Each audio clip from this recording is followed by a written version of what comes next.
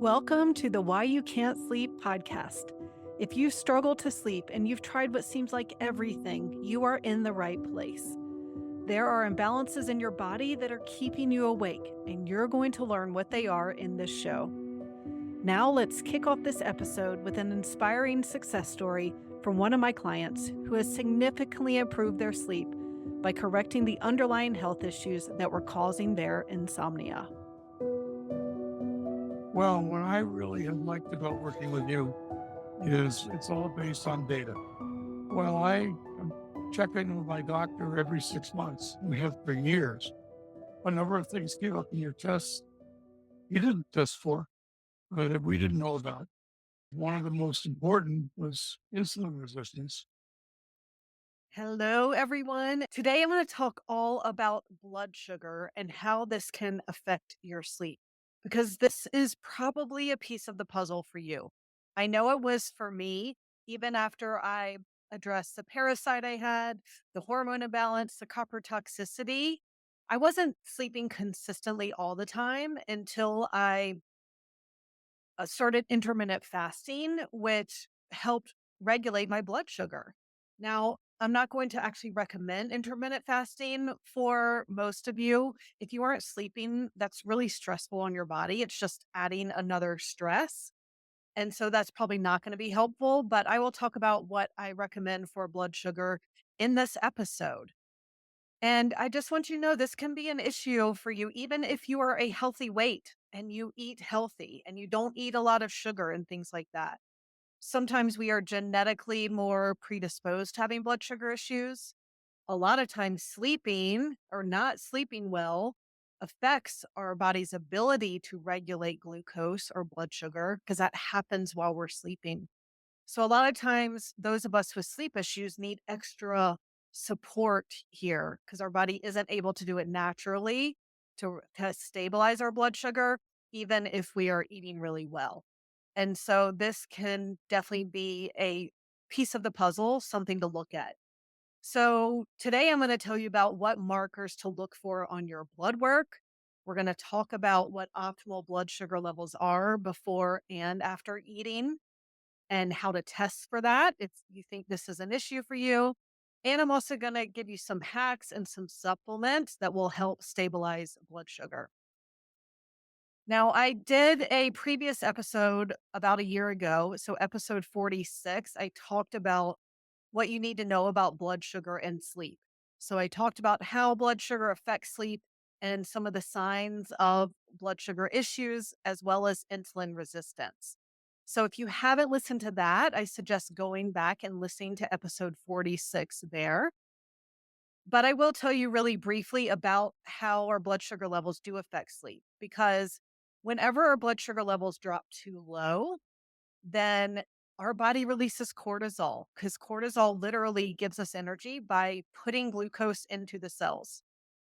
And so if your blood sugar drops too low in the middle of the night, your body's going to release cortisol and that's going to wake you up, right? Cuz cortisol is stimulating. That gives us energy. It makes our mind race. It raises our body temperature and blood pressure and heart rate. So it pretty much puts us in this alert state. So we don't want our body releasing cortisol at night. So the way for it not to get too low at night is to make sure that it's stable throughout the day. So that's what we're going to be talking about today. Now, when it comes to blood work, you might already have some clues from your doctor's blood work. And first of all, I will say that a lot of labs will say that less than 100 for fasting glucose is fine, is normal, quote unquote. I'm looking for more optimal levels. So that's in everything I do as a functional medicine practitioner. That's what I've been trained to look for. There's a big difference between normal, which is really just the average of the people taking the test in most cases, and optimal, which is what people's levels are when they are in good health without any symptoms. I've learned that fasting glucose should be between 75 and 90, and that anything above 90 isn't actually ideal, even though your lab work might say if you're at 93 that that's fine. I like to see under 90 or 90 or under as much as possible. Your insulin ideally should be between 1 and 5. So if you get that tested, that's what you want to look for. And then your HbA1c should be between 4.5 and 5.2%. So those are the clues you can look for on your blood work to start. Now, if you think that blood sugar is an issue for you, you might want to start testing it. And so you can do this in a few different ways. So you can buy an inexpensive glucometer from the drugstore, from Amazon, whatever. They're about $25. And you buy these testing strips and you prick your finger and measure your blood sugar that way. There's also something that I found called the Keto Mojo, and this is a little more expensive. I think it's around $100. So this you can use to measure blood sugar and ketones if that's something you're interested in doing. And this also involves pricking your finger. If you don't want to be pricking your finger all the time to figure this out, and you don't have to do this all the time, you can just start with a few times, a few meals to see kind of where you are. And then if it is an issue, then you want to keep testing meals and testing some of the hacks that I'll talk about in a minute. So this doesn't have to be a forever thing necessarily. But if you don't want to be pricking your finger all the time, you can also go to your doctor or order a continuous glucose monitor or a CGM. Supposedly the less expensive glucometers where you prick your finger are actually more accurate, but the continuous glucose monitor is great for seeing the trends that are happening. And so how that works is that you have this kind of patch on your arm all the time, and so you can test your blood sugar levels whenever you want without having to prick your finger every time. And a lot of times doctors can prescribe them for free. If you tell your doctor that you think you have blood sugar issues, or if you know you already do, then you can likely get this as a prescription for free. So something to try out there. And this is what you want to be looking for. So ideally, you want to start with your fasting blood sugar levels. So that means when you wake up in the morning and you before you have eaten anything. And I actually recommend about an hour after waking up to test because there is an actual spike in our blood sugar when we wake up. So you want to wait an hour or so and then measure it. And again, you want that to be between 75 and 90.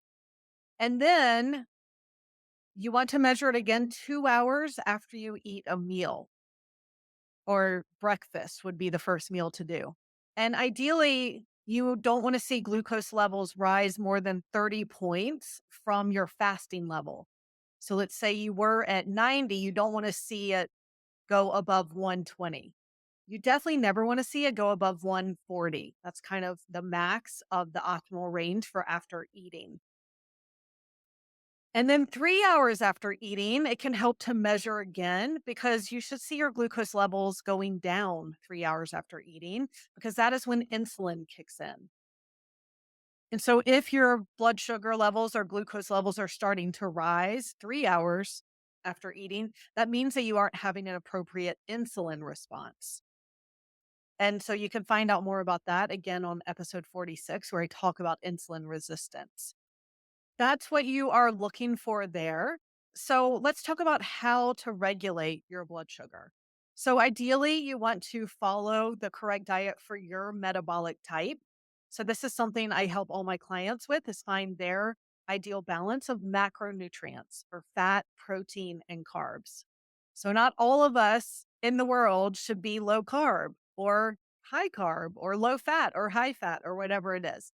We're all genetically, metabolically different. And so some of us are more protein types where we need more protein. Some of us are more carbohydrate types and we need more carbs. And the most common is actually in the middle, which is a combination of those two. We're called the mixed type. You can find out more about this by Googling metabolic typing diet.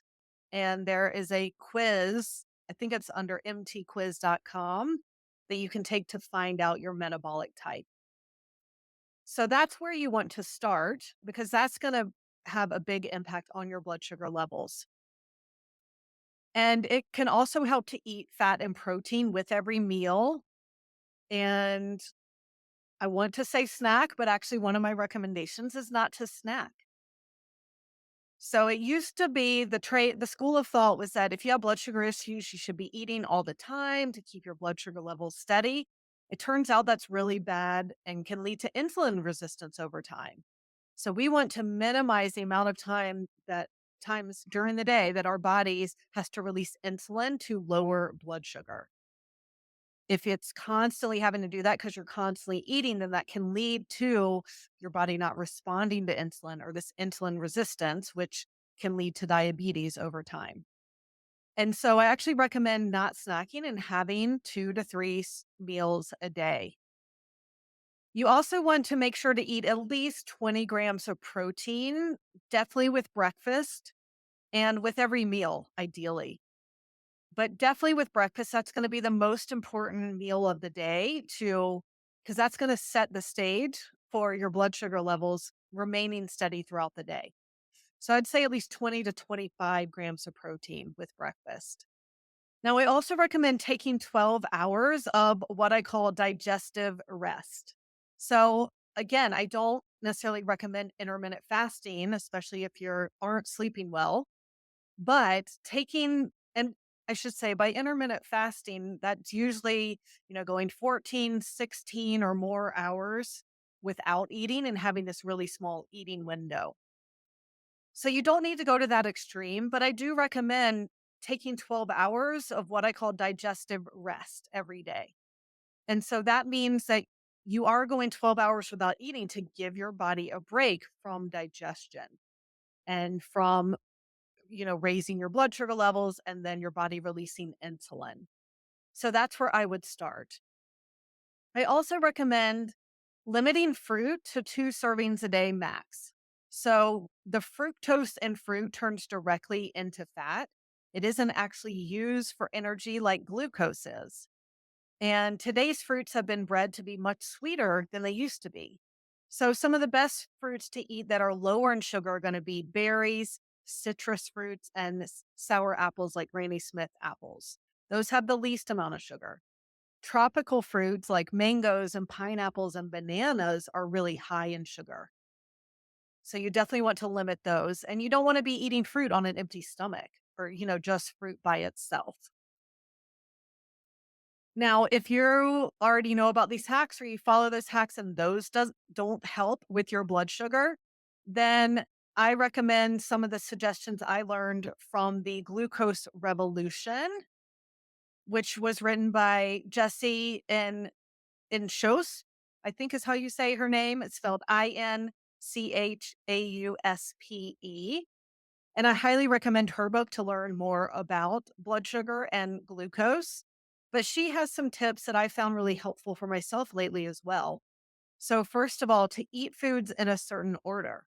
So, you want to eat vegetables first, and then protein, and then carbohydrates.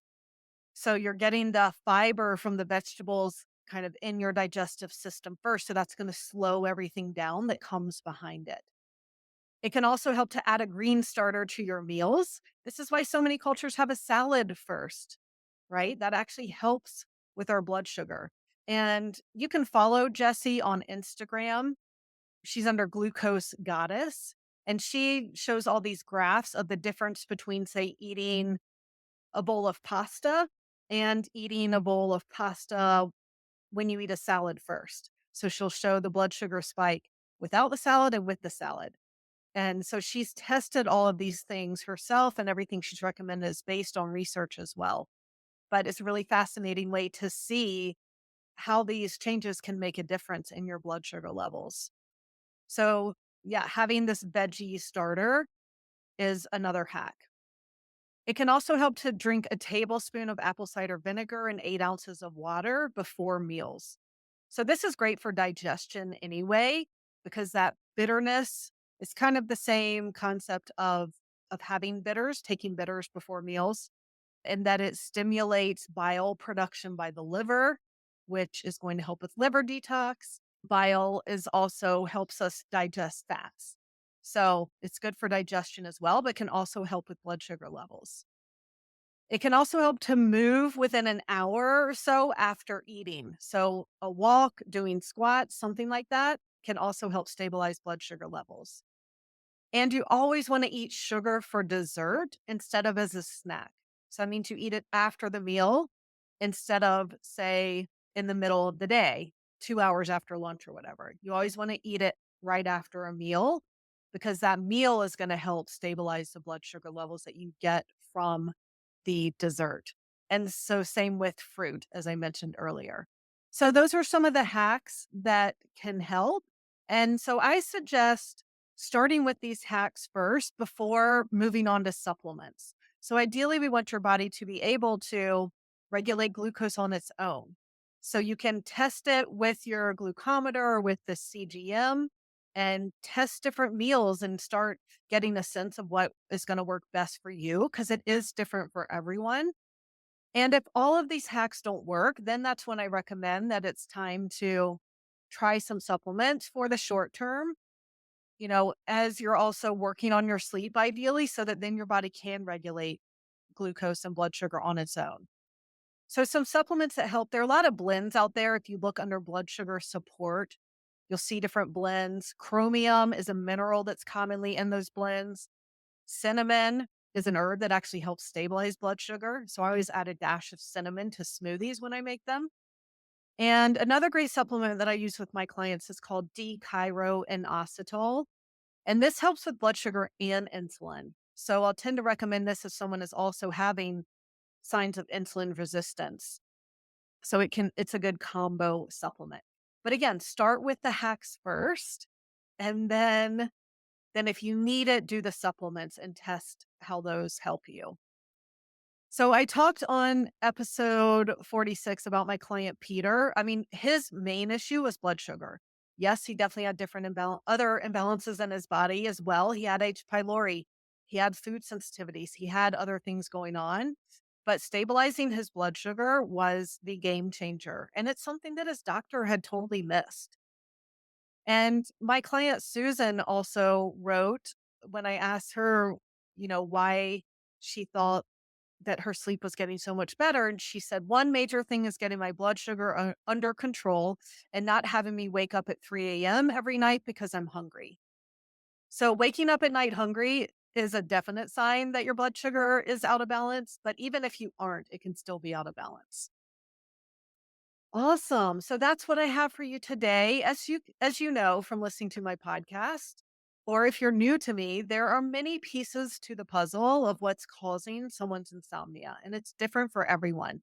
It's never just one thing. So blood sugar is just one piece of the puzzle. But I wanted to share this with you because this is something that you can work on your own. It doesn't involve any of the lab testing I do or anything else. You can test this yourself and see if this can make a big difference in your sleep. All right, everyone. Thanks so much for listening, and I will talk to you next week. Are you ready to take the first step toward figuring out your sleep issues? You want to start with the essentials. So, I created the Sleep Essentials program to help you get started improving your sleep. It's based on what I start with for my one on one clients. So, it's things that everyone needs to address. This program has 4 modules so you can learn about what really causes sleep issues and how to optimize your diet and blood sugar for better sleep. It also has 5 bonuses, such as how to calm your nervous system, how to exercise for your best sleep, and how to get off sleeping pills. It comes with videos, handouts, and checklists so you can start implementing right away. The cost is normally $37, but for being a listener of this podcast, you can use code SLEEP20 to get $20 off, making it a steal for $17. Sign up today at thesleepdetective.com/sleep essentials.